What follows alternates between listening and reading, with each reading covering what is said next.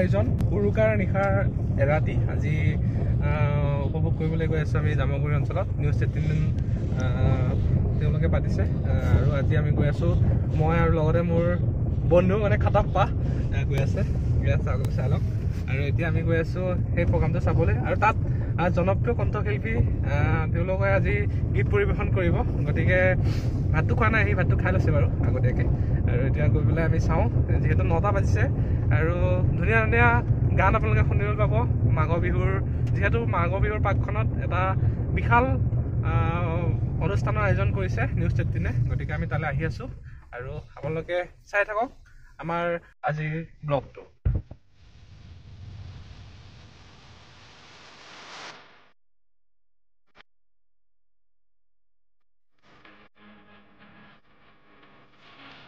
আৰু ইয়াত দেখিছে বৰ্তমান আমি উপস্থিত আছো জামুগুৰিত উপস্থিত আছো। আৰু এইফালে ভোগালীৰ আয়োজন পুৰা চলি আছে, এইফালে পুৰা গীত গাই আছে আৰু আমি তাৰ ভিডিঅ'লৈ গৈ আছো। আপোনালোকে চাই থাকিব বৰদা ব্লগ। ধন্যবাদ।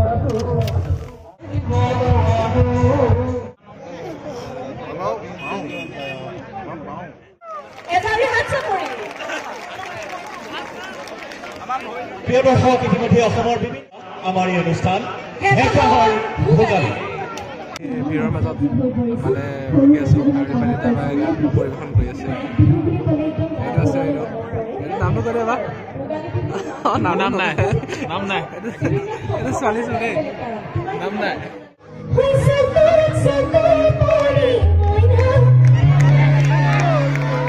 এনেকে নহ'ব। মই শুনিছো যে পঢ়াতে মানে যেতিয়া আহিলো তেতিয়া শুনিছো যে আমাৰ জামুগুৰিবাসী ৰাইজে খুব ধুনীয়াকে সহযোগ কৰে।